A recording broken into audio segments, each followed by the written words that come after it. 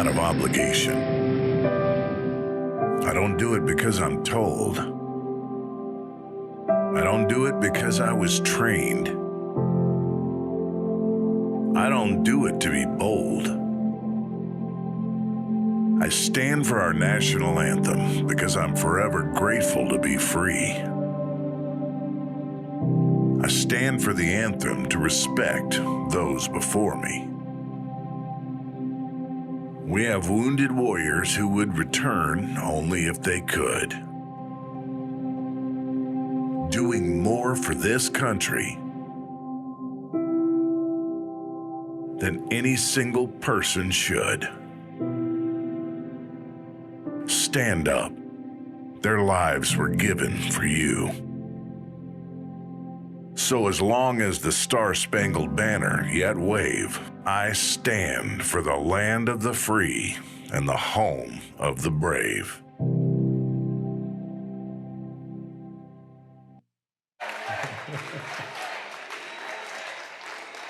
That's right, USA. Well, thank you so much for coming. Remain standing, please. Thank you so much for coming. We're really delighted to have you here. We think this is going to be an evening to top evenings, and we're glad to share it with you. We want to begin with opening prayer, and we've asked Father Orsi, a guy I like to think of as Collier County's pastor, to come and lead us as we pray together. I think that I have it better than Mike Pence tonight. Let us pray. Oh God, you created us in your image and likeness with the gifts of life, freedom, and intelligence. We now live in a world that is not only in denial of you, but of the natural rights with which you have endowed us. Too many, out of fear, are too ready to give up their freedom for false security in human beings. Big government elites now promote a new world order, and many of your children are being deceived into believing them that it is good. Let us see, O Lord, that the socialist state works in secret to enslave us. Let us learn from the sad examples of China, Cuba, Nicaragua, and Venezuela, how countries and lives have been destroyed, lives lost, people degraded, and the light of liberty extinguished. Lord, save us from this evil. Let us not become victims of the COVID-19 virus, where the liberals' cure is worse than the disease. We cannot fear it, as President Trump said. We must defeat it, or others will, who are trying to use it to defeat us. God, save your people. We pray, O God, for the Florida Citizens Alliance and for Alfie Oakes for making this evening possible. We ask you to bless Mr. Dinesh D'Souza tonight, that his words will not only educate us, but inspire us to action. There is, O God, an evil spirit prowling in our land. We turn to you for help in combating this demonic force that threatens our human rights and dignity, and America itself. We need you, O God, because, as Ronald Reagan said, once we forget that we are one nation under God, we will be a nation going under. And in the words of Jesus, let us recall that he said, the truth will set you free. Tonight, O God, let the truth be told and let freedom ring. Amen.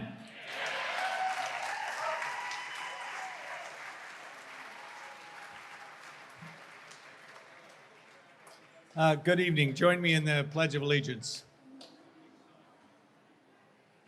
I pledge allegiance to the flag of the United States of America and to the republic for which it stands, one nation, under God, indivisible, with liberty and justice for all.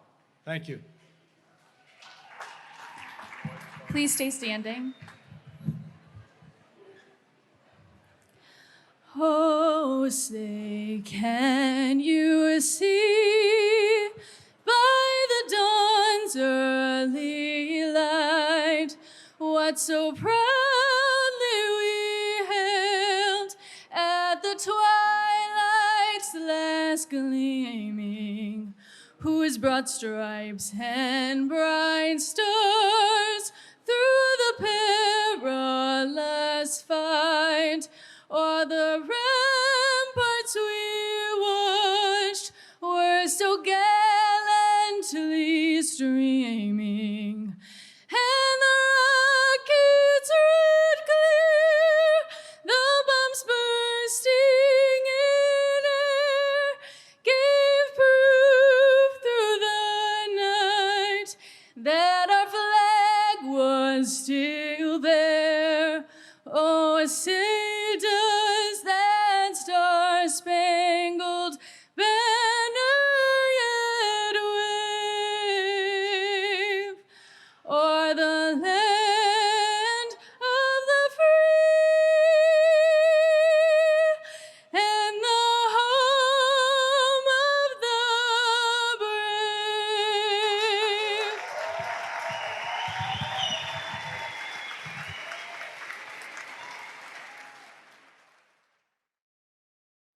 The work is nowhere near done, but you can count on Florida Citizens Alliance to continue fighting for Florida students and the best education possible. Florida Citizens Alliance is a nonprofit 501c3 grassroots organization dedicated to educating parents, families, and community influencers regarding the horrendous state of public education in Florida. We promote parental school choice, knowledge-based learning, best standards and curriculum for K-12 students, and financial transparency. In fact, not a single person on our senior management team takes a salary. We are against religious, political, and pornographic indoctrination in our public schools. To us, it's about the students and the future of America. We have 3 focus areas. The first is informing parents, teachers, grandparents, anyone who will listen, of the materials being taught in public schools through our marketing and social media campaigns. Our second focus is developing watchdog groups in counties across the state who consistently engage with local school boards and legislators. Our third focus is educating parents so they can take positive action to improve their child's education through state scholarship funds and other programs. 2019 was a great year for Florida Citizens Alliance, and I would like to share with you some of our achievements. Because of our work, the state of Florida's back-to-school reading list, which previously consisted of strictly pop culture books, has now been replaced with the classics. Also, thanks to Commissioner Corcoran, the failure of Common Core has been discontinued. Florida Citizens Alliance provided the Florida Department of Education with 3 experts to come up with the newly announced best standards. The Department of Education also asked Florida Citizens Alliance to come up with a statewide awareness and participation in the Hope Scholarship. The Hope Scholarship is amazing. It gives students who have been bullied a school voucher that they can take elsewhere and find a healthy learning environment. These are just a few of our achievements, and there's still a lot of work to be done. And I say this to you from experience as a former public school student in Collier County. We can't do this without you. My name is Dominique Clemens with Florida Citizens Alliance. Thank you.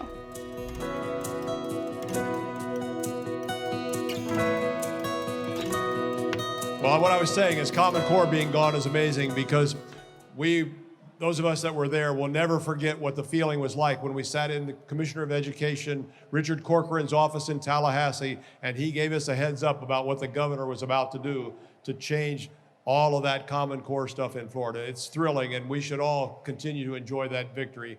And the other good news about that, don't forget, it has to be all through the system. And our recent conversation with the top people at the DOE, they said they are insisting that the new materials match these new best standards. And that's good news. We should all be proud of that. That's a good thing. Well, I want to make sure that we thank the people who helped make this evening possible. And you see on the screen some of those that we'll put up there, from Florida Citizens Alliance working on it, to Alfie Oaks and Seed to Table. And we also had a bunch of other sponsors that stepped up, and we appreciate that, sponsoring tables and inviting their friends. These kinds of events, believe me when I say, don't you love it when somebody says that like you're not going to believe them? Ugh. These kind of events would not be possible without sponsors, and we appreciate all of you doing that. From our hearts to you, we really do.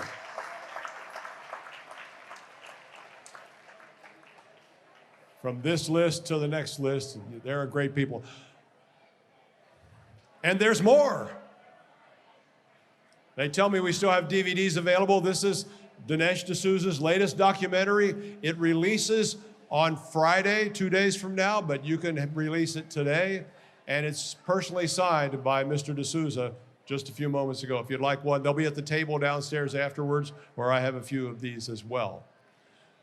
A couple of other things to make sure you know what's going on with the Florida Citizens Alliance. We've been engaged in a bit of a campaign. Do you know how much it costs to do the work we do? Well, about what it costs to do the work you do. But people have been generous, and we've been encouraging contributions through our Liberty Challenge. And on the screen, you'll see where we are as of tonight. And we're trying to get that finished up and trying to raise $100,000, and we're real close. Take a look at where we are tonight. So we're real close. We appreciate all of your help. If you'd like to help get us over the top, we would be glad for that as well. So that's really going well. We are grateful for everybody who helps us. We squeeze every dime.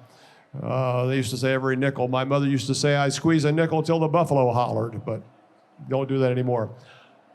And tonight, we are announcing, for the first time publicly, we are having a major event in Naples at the Naples Grand on February 10th. We have invited Alveda King to come and share with us about education and its importance for children and her vision for parents having a choice. We've also invited Senator Jim DeMint, you may know him, and also General Jerry Boykin, who used to command Delta Force. And so we'd like to encourage you to come. Tickets are available immediately on the same places you found tickets for tonight, and on the brochures that are on your table, you'll see the website. We'd love to have you join us for that. And as long as we have the captive audience of potential sponsors, we would appreciate that too. Well, what can you say? We're not going to take an offering, though. All of you who are worried about that, don't worry about that. So we truly are really pleased that you could come here in this great place, and we've invited Alfie Oaks, who owns this store and made this possible by his generosity, to come and say hello and welcome you to his store.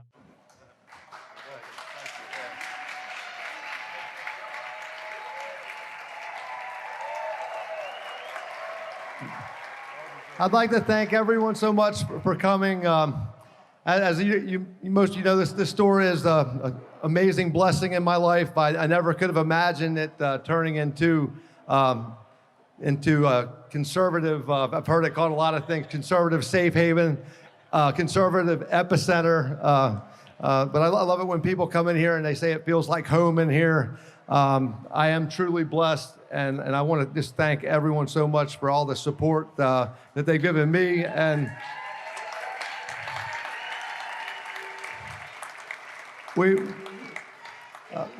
Florida Citizens Alliance is, it really is all about our children right now. When we really see where we look back and see the areas where we've failed, it is, been with our children. When we look at the demographic of the 18 to 25 vote and where their heads are, we know that the school system has failed them, and this is such an important thing. So everyone that sponsored the tables and everything, that money's going to a phenomenal cause.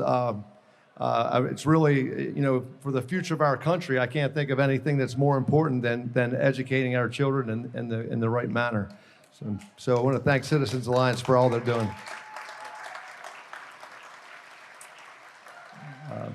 Also want to thank for all the people that can hear it, my staff here at Seat the Table. I love all you guys. We got over 500 people working here. Amazing job.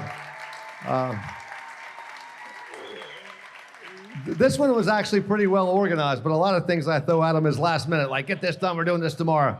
So I want to thank them, and really blessed again to be here. Gonna have Dinesh D'Souza is up next, so I'd like to introduce Dinesh D'Souza here.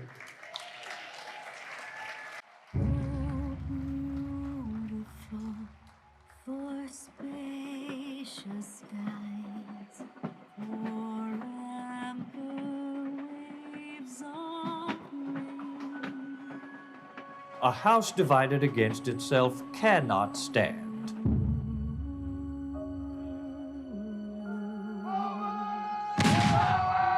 We are in a cold civil war. I see a threat to the very reason I came to America.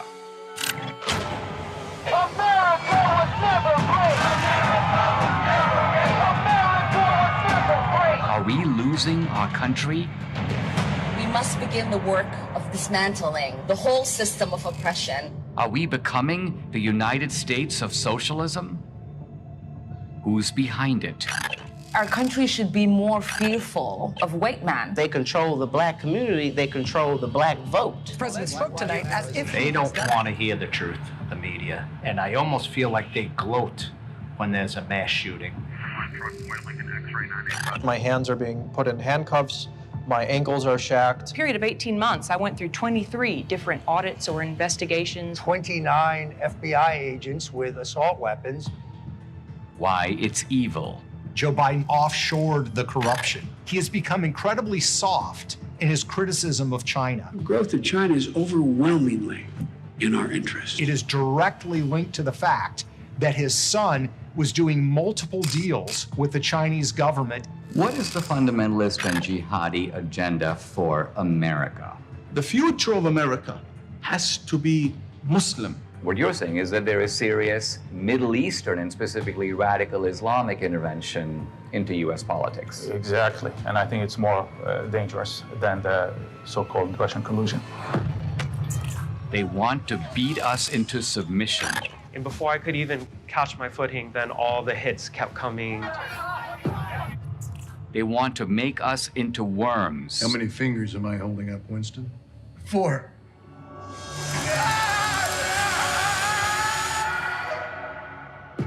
Who will stop them? That America will never be a socialist country.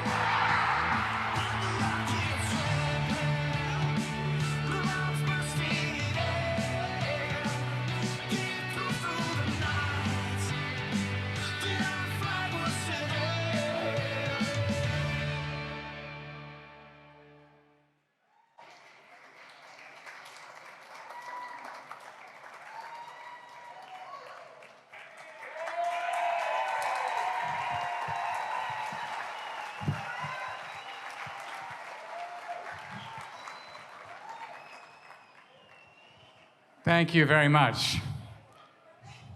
Wow, look at this. I'm thrilled to be here, really honored to be invited.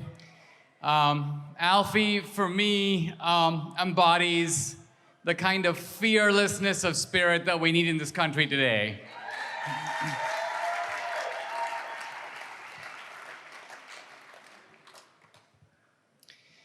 I'm very excited about this movie. It's my 5th one, I think the best one. And I thought I'd give you a little bit of a preview of it. Well, I was hoping to put the movie in the theater, but the theaters, half of them are closed and it's kind of spotty out there, so I didn't want it to be where some Americans can see it and some can't. So it's gonna be video on demand, which basically means hopefully your big screen TV. It's not a movie to watch on a phone. I made it for the big screen, so there's kind of a largeness to it, and I hope you'll enjoy it that way. Now, we're really in a crazy situation in this country. I think one that none of us have seen in our lifetime. And it's really puzzling how we got here, how things have changed. There's always a little bit of us that wants things back the old way. I'm a creature of the Reagan era. You know, I grew up in India under socialism. And the left says today that they don't want authoritarian socialism, they want democratic socialism. Well, I grew up under democratic socialism. But as a kid, what it meant to me was our family had a ration card which said you could only buy so much rice and so much sugar and so much cooking oil. And we were also on a 7-year waiting list to get a phone, So to me, socialism was scarcity. It was misery. And India was sort of the begging bowl of the world. When I first came to America, there were Americans who would tell their kids, you know, Johnny, you better eat your food because there are millions of starving people in India. But that changed over the years. Later, I would hear Americans in California tell their kids, you know, Johnny, you better study hard because there are millions of Indians waiting to take your job. And all of this happened because India began to move away from socialism. Now, how on earth did socialism come to America? How did it become part of our mainstream? It seems sort of crazy because this is the most discredited idea since slavery. And in fact, many of the scholars of socialism, you think of people like Solzhenitsyn or Friedrich Hayek, even George Orwell, they saw socialism as a form of slavery. And slavery, of course, has pretty much disappeared from the planet. I mean, you have certain forms of slavery, like sex trafficking and so on, but what you don't have in the world today, as far as I know, is any party that is advocating slavery. You don't have any Americans or people anywhere in the world, as far as I know, who say, you know, slavery was kind of a good idea, but, you know, the implementation was always inadequate. Therefore, we got to do slavery right. But this is exactly what people do say about socialism. They say, hey, we don't care that it didn't work here and there and there. We're going to make it work this time. And I think that that is the destination for where the left wants to go. I mean, we see the deep state, we see the Antifa, then the BLM paramilitaries on the street, but those are the means. So what is the end? What is the goal? Well, I think the goal is the United States of socialism. That's where they want to take us. Now, the thing about it is, you can't refute this socialism just by saying it never worked before, so it's not going to work now. Because the left, as I said, has new types of socialism that it's trying to advocate today.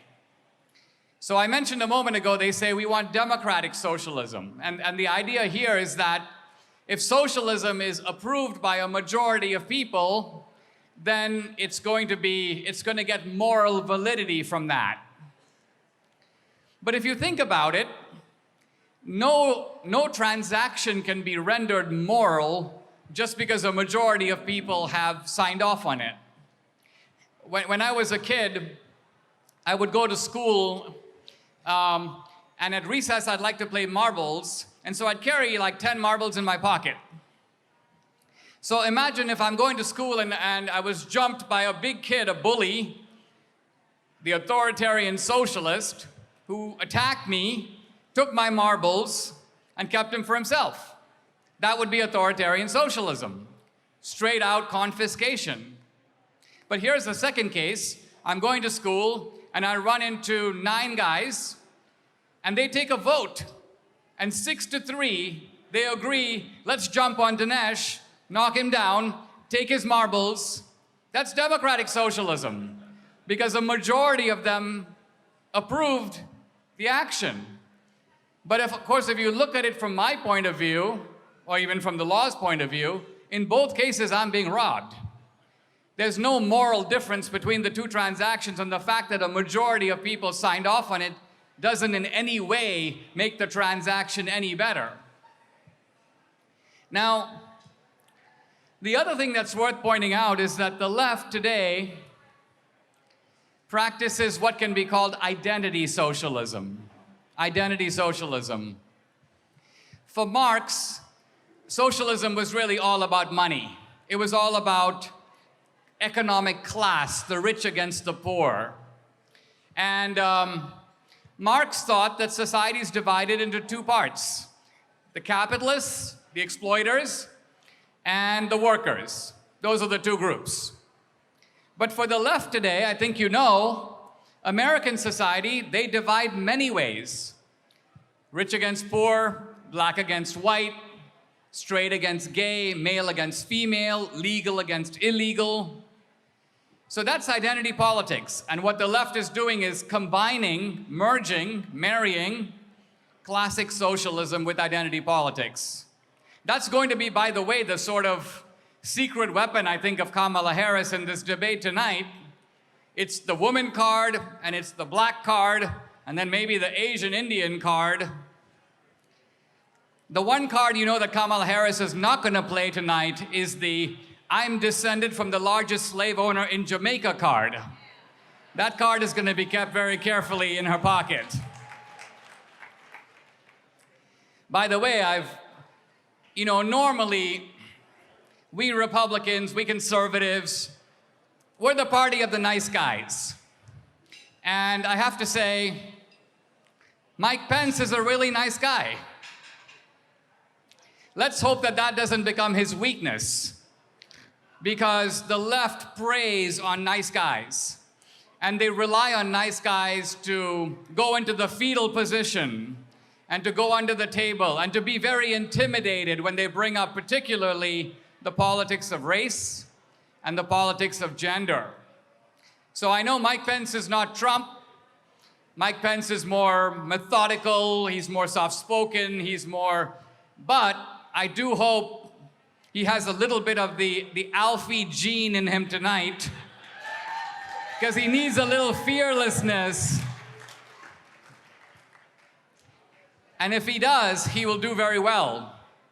Because I'll tell you one thing that we've learned from Trump, we're really not going back to the old Republican Party. No way. No. Even after Trump, we need a Republican Party that at least assimilates the lessons of Trump, one of which is that you have to fight back. You have to fight back.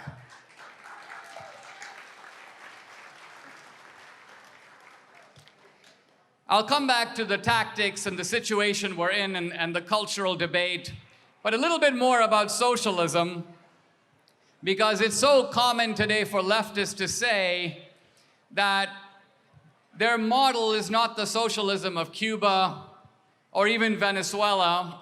They say, we want the model of Scandinavia, Scandinavian socialism. And the reason that they love Scandinavian socialism is it appears to be the one place in the world where socialism works, or at least where socialism isn't that bad.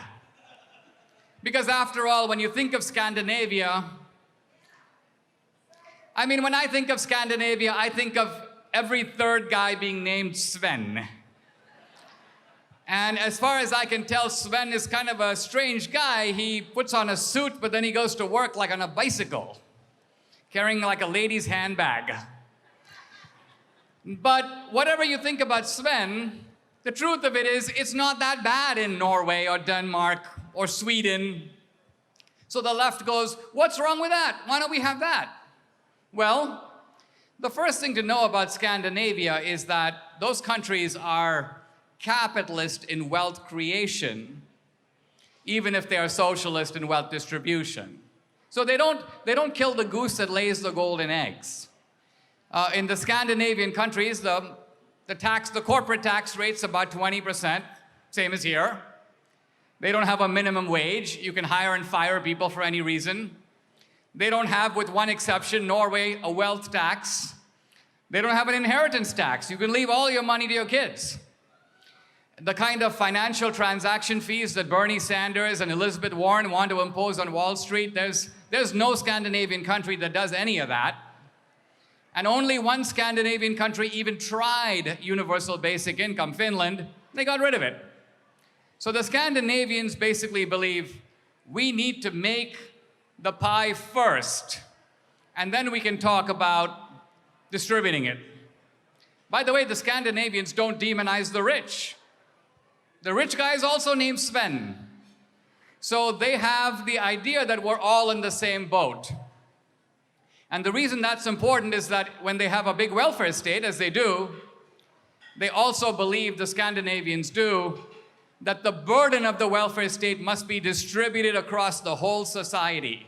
In other words, everybody has got to pay. There's no concept of soaking the rich, going after the millionaires and billionaires. In fact, all the Scandinavian countries have the VAT tax, which is the 25% consumption tax, which falls heavier on the poor. The poor pay more. So you can see from this model that the American left has no intention of going to Scandinavia. And in fact, even physically, they never go to Scandinavia. Bernie Sanders is Scandinavian by descent, but he's never been to Scandinavia. But he did go to Moscow for his honeymoon. The places that the American left likes, Michael Moore, when he made his movie Sicko, he wanted to show the wonders of socialist healthcare. Did he go to Copenhagen? No, he went to Cuba. He went to Cuba. So Scandinavia is really not the model of the left. Now, the reason that they do all this racial politics is because it really is a way for them to sort of hide the ball and disguise what the issue really is. I've been watching recently some comments by LeBron James. So, LeBron James makes about $100 million a year. And here he is lecturing other guys, lecturing white guys who make $50,000 a year, telling them that they have white privilege.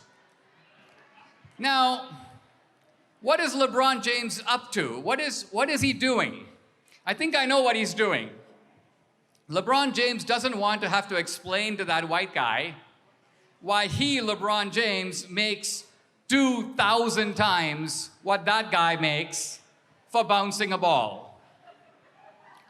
In fact, even Marx would be appalled by LeBron James. Marx liked the worker. He liked the guy who had sweat dripping from his face, who worked 15 hours a day. Marx sympathized with that guy. And if you think of the benefits of being LeBron James, if you think about it, it's totally genetic. The guy won the genetic lottery. And you can say, wait a minute, you know, he practices really hard. Well, I mean, I can practice really hard, but that's not going to get me in the NBA because I'm not 6'8". So whether or not you work hard, you have to win the genetic lottery to be even considered for professional sports at that level. So here's what LeBron James is doing. He lives this life of indescribable luxury. I mean, real luxury. I think I'm enjoying luxury like when I travel first class. You know, I got the wider seat, I got the nuts. This guy has private planes. I think I'm doing well if I can get a maid to come over once a week and clean my house. This guy has domestic staff. So he has this incredible luxury, but he also wants to have victim status. He wants to be able to say to some poor white guy, listen, you know, a cop is more likely to pull me over than to pull you over. Even though we all know if a cop pulled LeBron James over, it's going to be to take his photo or get his autograph. So the whole thing is fake. There's no genuineness to it at all. But you can see how it gives a guy like LeBron James power, the power of victimization. And that's the key here. Because, as I said, Marx wanted to divide society into the rich and the poor. The reason the left is doing the politics of division is because they're trying to create a democratic majority of aggrieved victim groups. That's their strategy. That's their electoral approach. Now, if this was a straight fight between us and them, we would crush them. It would actually be very easy to do. But they have some outside weapons that we don't have. Namely 3: academia, the media, and the whole entertainment industry, which includes Hollywood and Broadway and the music industry and pretty much all the comedians. And so they have what can be called the big megaphones of our culture. And they use those to blast us every single day. This is the nature of our predicament. We have actually, I think, very negligently allowed them to occupy the high ground of the culture. And as I alluded to earlier, they rely on our goodwill for all the crazy stuff that they do. They know that we're the party of the straight-laced people, the party of the nice guys. So this is their approach. Why don't we go knock down their monuments? Because we know that they wouldn't dream of knocking down our monuments. Why don't we use the deep state, the police agencies of government, the FBI, the IRS, the DOJ, the CIA? Let's use it to go after them. Because even if they happen to take power, they would never dream of doing it to us. And if we lose the court, why don't we pack the court? Why don't we have 15 guys on the court or 20? Let's stack the court. And the reason that we feel cool in doing it is because the Republicans are so stupid that if they come to power, they would never dream of doing it to us. That's because they love the Constitution. They love the number 9. So what I'm getting at here is that the reason we have been up against the wall, I mean, think about it. My wife sometimes says to me, even when we are in control, how come we're never in charge? How come they're setting the agenda even if they only have the House? We have the Senate, we have the presidency, we supposedly have the court, and yet, who's calling the shots? Who's reacting to whom? We're reacting to them. They're still setting the agenda. Now, they've got all this, and what do we have? Well, we do have Trump. We do have Trump.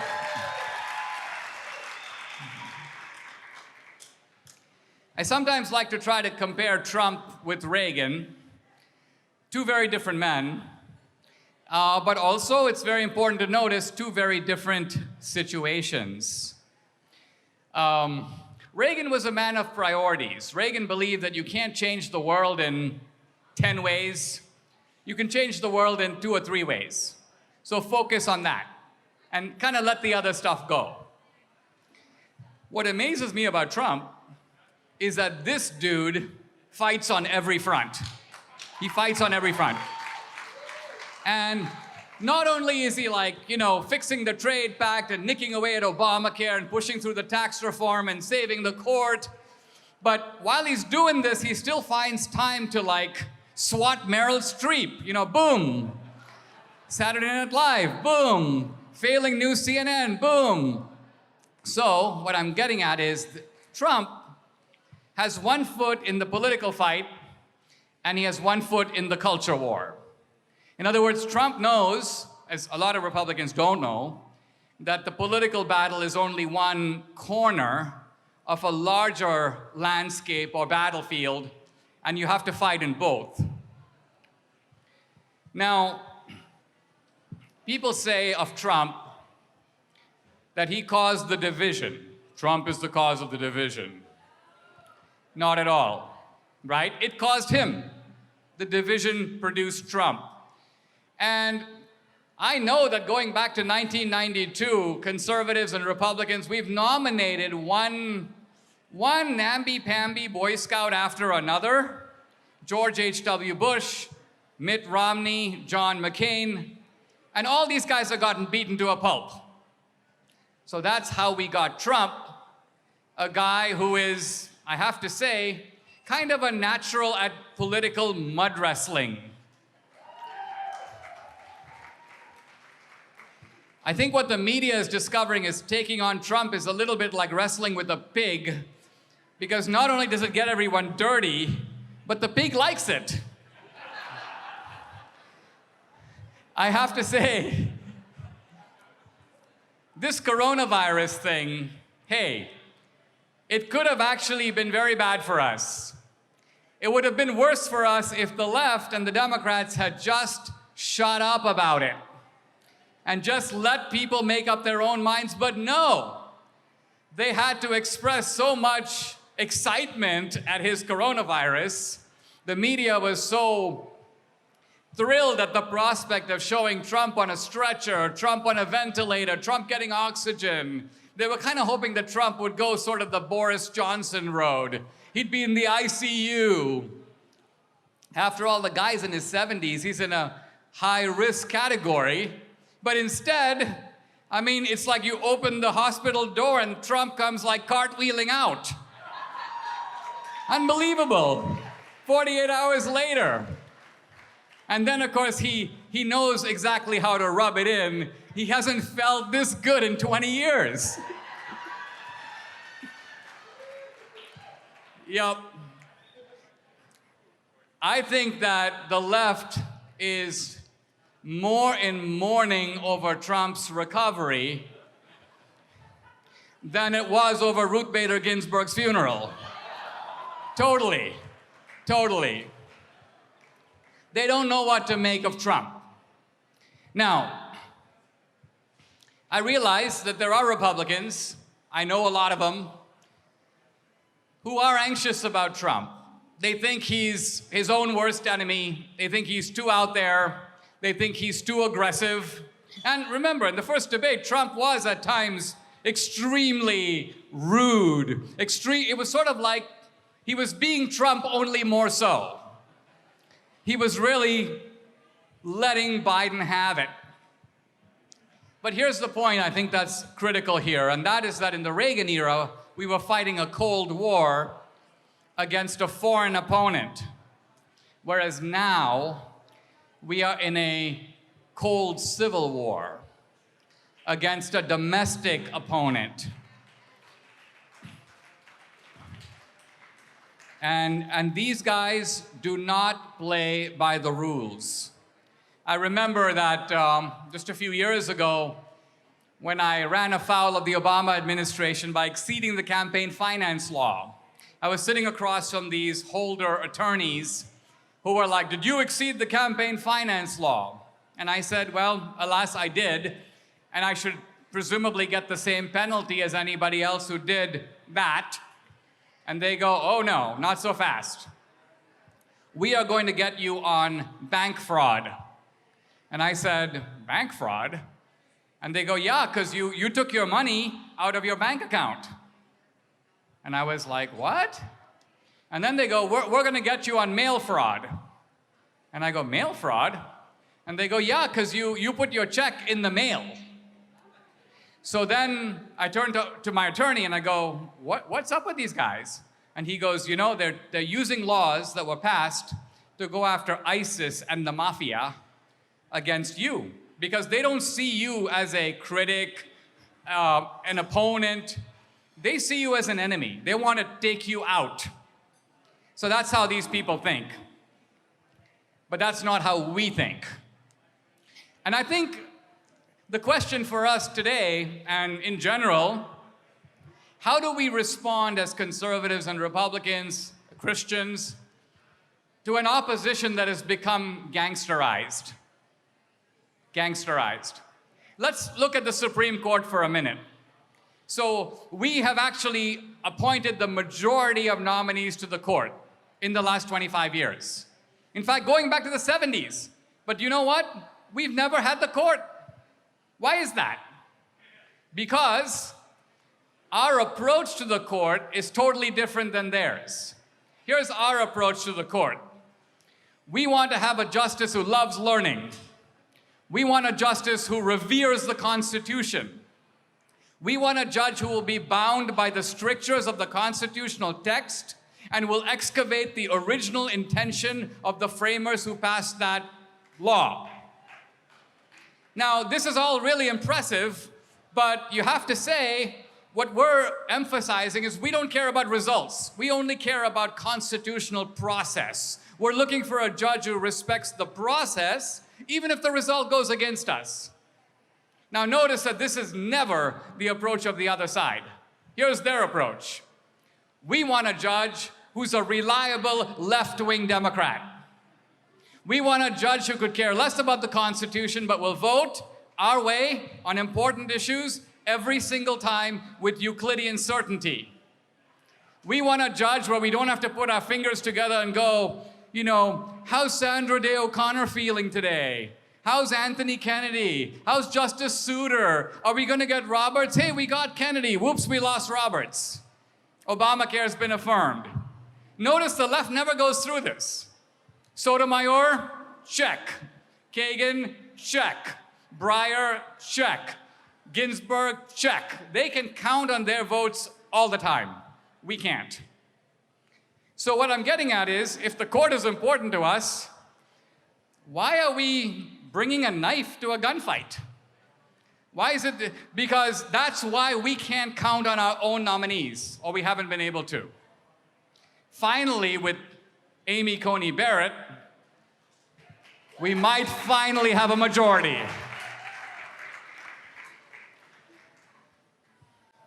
But again, you have to admire the extreme audacity of the left. Look at what they did to Kavanaugh. It was a complete fraud. And the reason we know it's a fraud is the day after Kavanaugh was affirmed, all the women disappeared. All the investigations stopped. All the media interest, everybody closed up shop. Why? If you really wanted to know the truth, if it was all about Me Too, if it's all about being heard, how come you only wanted to be heard at this moment and then no further? It was obviously a theater, staged for a political purpose. And the question for us is like, have we learned our lesson? Do we recognize that that's how these people operate? So when they do it the next time, we're gonna be like, yeah, we're on to you. We've learned our lesson from Kavanaugh. Now, in the end, what does the left want from us? We think of socialism as a form of economic confiscation. In other words, we think they want our money. But I want to suggest that they actually want something much more than that. What they really want is they want to create a society that operates according to their values and their norms, and they want to force us to live in that world and submit to it. That's the key. They want us to conform to their values. Otherwise, they will get us fired, they will get us stigmatized, they will get us run out of town, they will get us kicked off digital media. They want to erase anyone from public life who doesn't conform.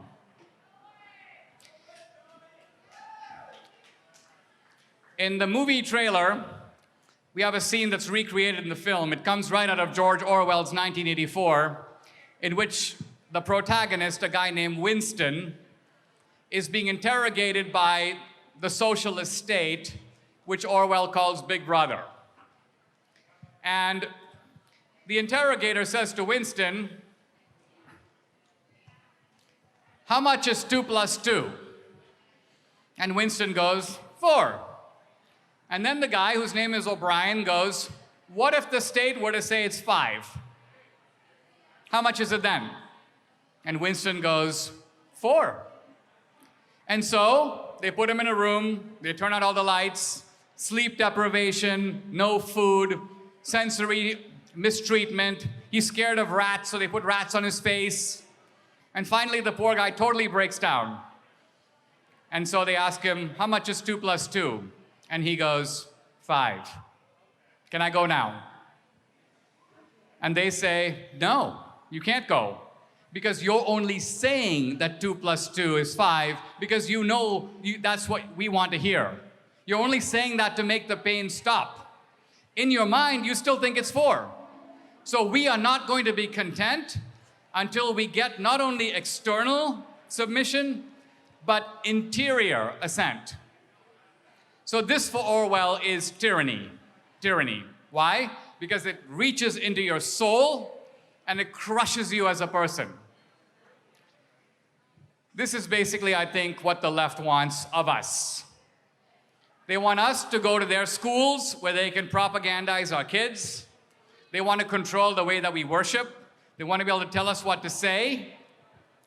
And so, this raises a really interesting question, a question that really goes beyond Trump, which is simply, are we willing to do that? And if we're not, what do we do? So, there are 2 possibilities. One, we and them have a desperate struggle to gain control of the government, and whoever controls the government gets to force the other guy to live by your rules. That's one way. This would require us to be 10 times tougher than we are now, because it would require us to do to them what they are doing to us. By the way, if this seems sort of extreme, let me give you an historical analogy. In 1863, when Abraham Lincoln deployed black soldiers on the Union side for the first time in the Civil War, the Confederacy passed an ordinance. They were so outraged by this idea of black soldiers fighting on the other side that any black Union soldier captured by the Confederacy would be shot. Now, this didn't apply to white soldiers who were normal captives of war, but black soldiers would be executed. And this came to the attention of Lincoln. And so Lincoln, in 1863, signed what is now known as the Order of Retaliation, which says the following: for every Union soldier captured and killed by the Confederacy, 1 Confederate captive will be executed. Now, you might say, this, by the way, would be considered today a flagrant violation of any law of war against the Geneva Convention. And you might ask the question, why would a moderate man like Lincoln issue an order of such barbarity? And the answer is that Lincoln knew if we don't do to them what they are doing to us, they will never stop. They will never stop.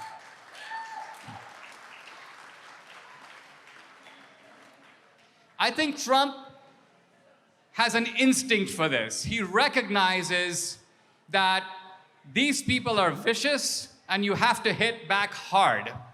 And that's what he does. And so while Reagan was above the fray, Reagan went over the heads of the media. Trump is in the fray. He attacks these people head on and by name. And by name. Now, there is a second path that's a little more benign than the one I just described.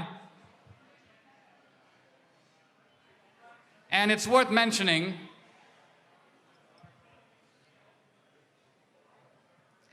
And this way, there's another way to avoid living in their world. And that's really simple. That would mean we would have to create our own world. Now, what that means is actually quite radical. It means we don't attend their schools. We don't attend their movies. We don't watch their news. We don't laugh at their jokes. We don't listen to their comedians. We make our own movies. We make our own educational institutions. We make our own culture and we live in it. And then we patrol our culture with guns so that they are not allowed in it at all. At all.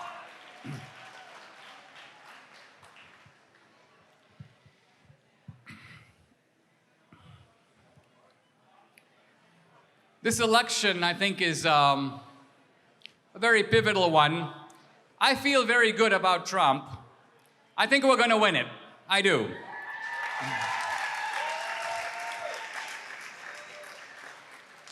But I do want to caution you, we should always distinguish what we want to be the case from what will be the case. It's very tempting to conflate the two. Both sides do it, by the way. I think the pollsters are doing it.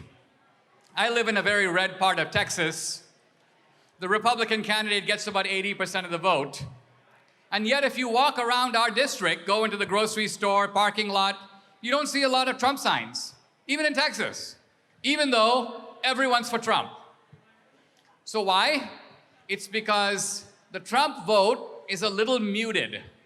Our side is a little bit, we don't want to be hassled. We don't want our car to get vandalized or keyed. We don't want some idiot coming up to us in the grocery store and yelling in our face. And so the Trump guys don't say. Kind of like if a pollster calls you, voting for Trump? Well, I'm undecided. So I think the polls may be suppressing Trump's vote. That's my instinct of it. I also think that the American people do have some residual common sense. They can see that this is what the Democrats have to offer. Even the media is more transparent than ever before. They're just so naked in their bias, in their one-sidedness. And by the way, even on that, again, as conservatives, we assume goodwill. We say things like, hey, CNN, we noticed that you demanded Trump's tax returns, but you didn't give equivalent attention to Biden's tax returns. And what are we doing? We're actually being dumb because we are holding the media to a higher standard of objectivity. You think there are people at CNN who care about that? You think that they go, oh, wow, that's a real gotcha. We need to be even-handed in the way we cover both sides. They don't care about that. We're thinking too well of them. We're holding them to a set of higher principles that they are indifferent to. This is like telling the Pharisee, how come you're only giving money in public? You never give money in private. He'll say, yeah, that's because I'm a Pharisee. I'm a hypocrite. I'm doing the hypocritical thing. Have you noticed? So, it was once said, and I'll kind of close on this, that God always looks out for children and drunks and the United States of America.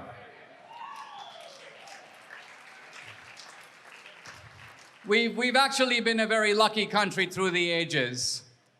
But I also think that part of our luck is that America has always generated people who, when times get tough, can see what is necessary and then do it,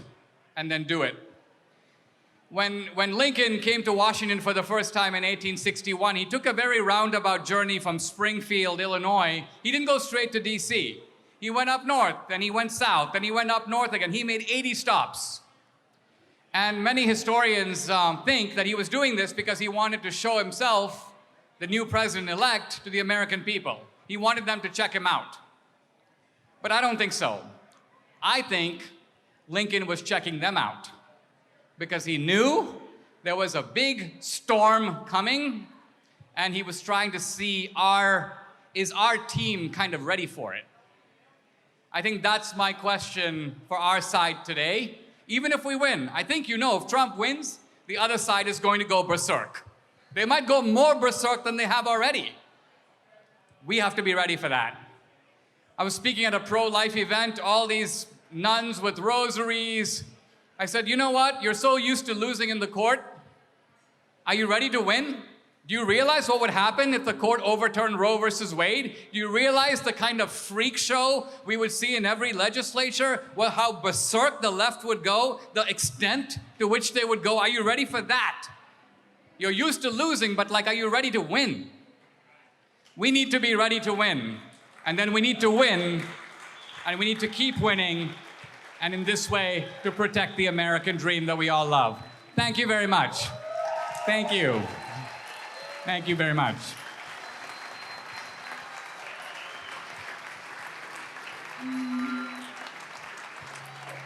As the storm clouds gather all across the sea, let us pledge allegiance to a land that's free. Let us all be grateful for this land so fair, as we raise our voices in a solemn prayer. God bless America, land that I